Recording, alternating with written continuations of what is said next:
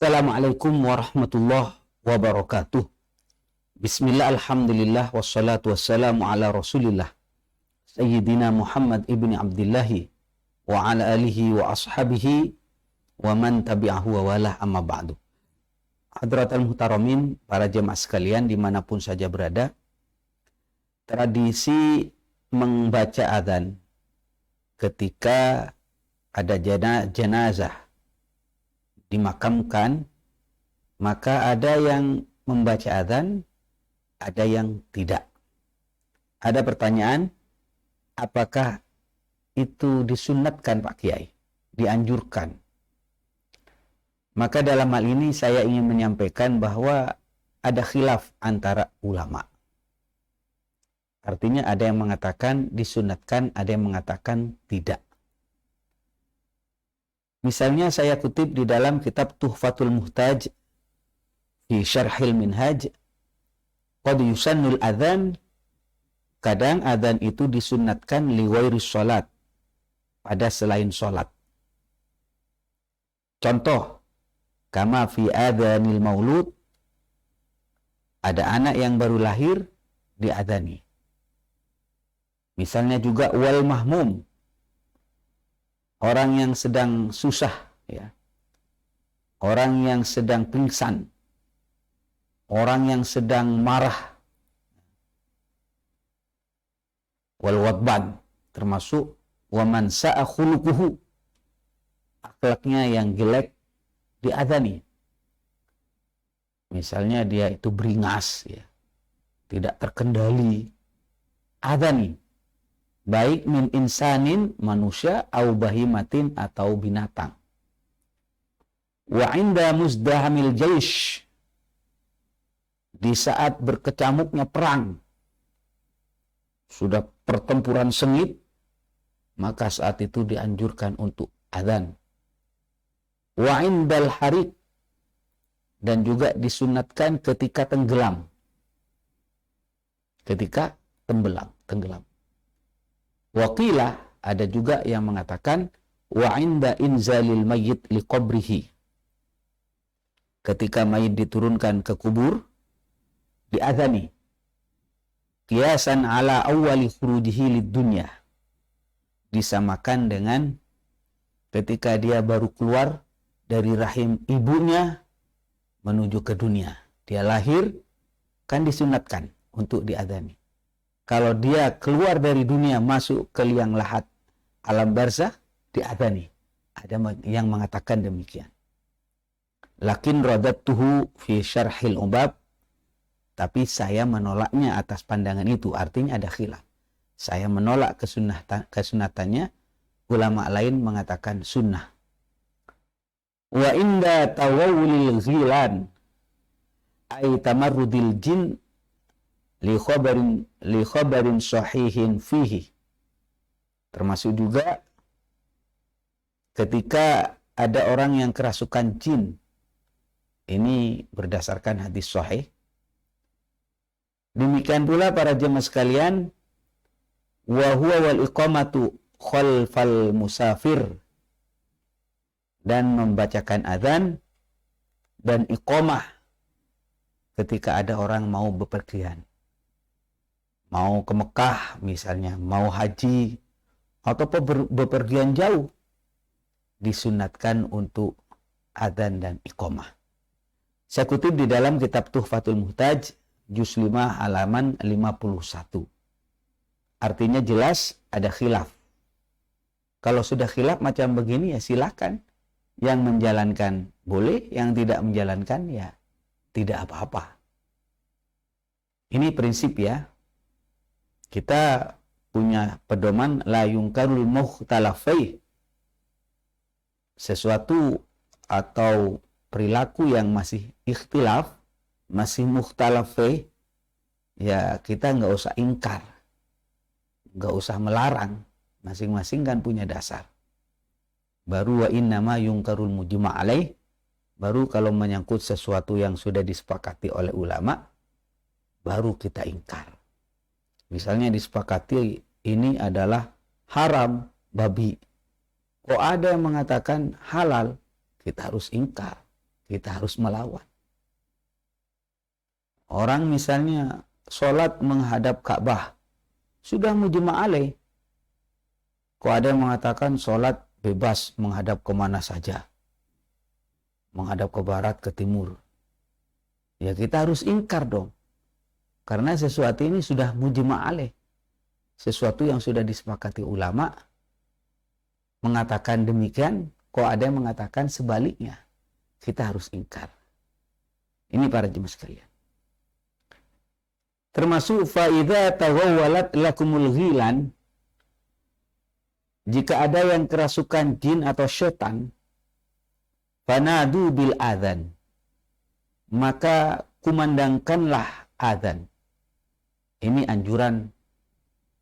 Ada sebuah hadis akhrajahun Nasa'i fil Kubra, nomor hadisnya 10.791 para jemaah sekalian. Selanjutnya termasuk juga dianjurkan untuk adzan adalah di saat ada orang yang susah gitu, sedih gitu. Kadang-kadang orang stres. Macam begini nih harus ada tindakan. Diapain? Diadzani. Kuping kanan diqomati kuping kiri. An Ali bin Abi Thalib qala Ra'ani Rasulullah sallallahu alaihi wasallam hazinan. Nabi melihatku sedih, katanya Sayyidina Ali. Beliau bersabda, suruh sebagian keluargamu adzan di telingamu. Ya bin Abi Thalib, araka hazinan. Aku lihat kamu sedih sekali. Qultu huwa kadzalik. Memang iya ya Rasulullah. Memang saya sedang sedih. Maka para menye sekalian, Rasulullah menyampaikan famur ba'du ahlika. Coba perintahkan kepada sebagian keluargamu untuk membaca azan. Di kupingmu itu diadzani biar enggak terlalu sedih, tidak terlalu stres, tidak terlalu susah. Fa innahu dawa'un lil hammi. Maka sesungguhnya azan itu akan menjadi obat bagi rasa sedih. Hadis riwayat Ad-Dailami para jemaah sekalian. Termasuk juga telinga bayi. Artinya ada bayi baru lahir, ini dianjurkan untuk diadzani dan diqomati. An Abi Rafi' qala ra'aitu Rasulullah sallallahu alaihi wasallam, aku melihat Rasulullah sallallahu alaihi wasallam adzana, mengumandangkan adzan fi udunil Hasan bin Ali, di saat beliau Sayyidina Hasan bin Ali lahir, hina waladathu Fatimah bis salat.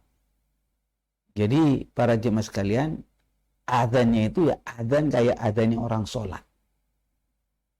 Ini rawahu Ahmad wa Abu Dawud wa Tirmidzi wa qala hasanun sahih. Hadis ini adalah hadis hasan dan sahih. Bahkan ulama Wahabi menilai hadis ini hasan. Dalam kitab Irwaul Ghalil juz 4 halaman 400. Para jemaah sekalian, saya tegaskan lagi bahwa adzan di telinga bayi itu memang dianjurkan. Misalnya hadis yang lain yang ingin saya sampaikan, Ani bin Abbasin anna Nabi sallallahu alaihi wasallam adzana fi udhunil Hasan bin Ali yauma wulida wa aqama fi udhunihil yusra. Rawahul Baihaqi fi Syu'abil Imam. Fi Syu'abil Iman. Dari Ibnu Abbas anna Nabi, sesungguhnya Nabi sallallahu alaihi wasallam adzana, mengumandangkan adzan fi udhunil Hasan, di kupingnya Sayyidina Hasan bin Ali, berarti cucunya Nabi. Yauma wulida, di saat Sayyidina Hasan itu dilahirkan. Wa aqama, dan diucapkan iqamah, diqomatin fi udunihil yusra, di kuping yang kiri. Ini jelas para jemaah sekalian bahwa adzan dan iqamat terhadap bayi yang baru lahir itu adalah diajarkan oleh Sayyidina Rasulullah sallallahu alaihi wasallam. Adapun adzan pertama di dalam kubur, ini misalnya para jemaah sekalian, Saya kutip di dalam kitab Al-A'lam juz 4 halaman 280 bahwa Ali bin al-Hasan, Ali bin al-Husain al-Isabi wa huwa Abul Hasan faqihun usuli. Ali bin Husain al-Isabi, beliau ini lahir 577 Hijriah dan wafat pada tahun 657 Hijriah. Beliau Abu Hasan ini ahli fikih, ahli usul fikih, dan beliau ini berkebangsaan Yamani. Wahua, dan beliau adalah man sannal adzan, yang pertama kali menganjurkan adzan liman yusaddul lahda alal mayit, terhadap orang yang memasukkan mayit ke liang lahat. Artinya ketika mayit dimasukkan ke dalam liang lahat, dianjurkan untuk dibacain adzan, dan orang yang pertama kali menganjurkan tersebut adalah namanya Ali bin Husain al-Isabi. Beliau itu orang kebangsaan Yaman, ulama kebangsaan Yaman. Wafat tahun 657 Hijriah. Para jemaah sekalian, termasuk jenazah Ibnu Al-Jauzi. Ketika beliau diturunkan di dalam kubur, kemudian diadzani, Allahu Akbar, kama seperti adzan sholat. Kemudian orang-orang pada sedih pada saat itu. Ya hazina alaihi al-khalqu wa batu 'inda qabrihi tula syahr Ramadan. Sepanjang bulan Ramadan itu, subhanallah, mereka menghatamkan Quran di samping kuburan beliau, Imam Ibnu Al-Jauzi ini. Mereka menghatamkan Quran beberapa kali dengan lilin dan lentera yang ada di sekelilingnya. Itu diterangkan oleh Al-Hafidh Adz-Dzahabi di dalam kitab Siyar A'lamun Nubala juz 21 halaman 379. Para jemaah sekalian, inilah beberapa keterangan yang menjelaskan bagaimana amaliyah adzan itu dilaksanakan, dipraktekkan berdasarkan amaliyah para ulama-ulama yang terpercaya. Yang tidak mengamalkan juga demikian, bahwa ini tidak disunatkan. Ada penjelasan juga dari ulama. Jadi ada dua golongan. Ada yang mengatakan sunat, ada yang mengatakan tidak. Nah, ada yang mengatakan tidak. Siapa di antaranya? Disampaikan wala yundabul adzan. Tidak disunatkan mengumandangkan adzan inda saddihi, di saat menutup liang lahat. Khilafan li ba'dihim, ini berbeda dengan pandangan sebagian ulama. Ini dikutip oleh Imam Barmawi di dalam kitab Hawasyish Syarwani juz 3 halaman 171, para jemaah. Artinya ada yang mengatakan tidak. Syekh Sulaiman Al-Jamal juga mengatakan tidak. Wala yundabul adzan, tidak disunatkan mengumandangkan adzan inda saddihi, di saat menutup liang lahat. Wifaqan, sesuai dengan Imam Al-Asbahi, wa khilafan li ba'dihim, berbeda dengan sebagian ulama yang lain. Jadi kalau Imam Asbahi mengatakan sunat, yang lain mengatakan tidak. Ini dikutip dari Syekh Barmawi, kitab Hasyatul Jamal juz 7 halaman 182. Misalnya Syekh Abu Bakar Syato menyampaikan bahwa adzan itu tidak disunatkan di saat memasukkan jenazah dalam kubur. Wa'lam annahu la yusannul adzan inda dukhulil qabri. Tidak disunnatkan adzan ketika memasukkan jenazah dalam kubur. Khilafan liman qala bisunniyatihi. Berbeda dengan ulama yang mengatakan sunat. Ya. Mengapa disunatkan? Karena qiyasan li khurujihi minad dunya ala dukhulihi fiha. Ketika kita dilahirkan dari rahim ibu keluar menuju alam dunia diadani. Dari alam dunia keluar menuju alam barzah diadani. Disamakan dengan itu. Nah, qala Ibnu Hajar wa radattuhu. Imam Ibnu Hajar mengatakan, aku menolak pandangan itu. Di Syarhil Ubab, di dalam syarahnya kitab Al-Ubab. Lakin idza wafaqa inzalahul qabrah udzina. Lakin idza wafaqa inzalahu al-qabrah adzanun, tetapi ketika diturunkan di dalam liang lahat itu kok bersamaan dengan adzan salat maksudnya, maka khuffifa anhu fis su'al, maka orang tersebut akan diringankan di dalam pertanyaan yang disampaikan oleh mungkar dan nakir karena bersamaan dengan adzan salat. Ini para jemaah sekalian di dalam kitab I'anatul Talibin.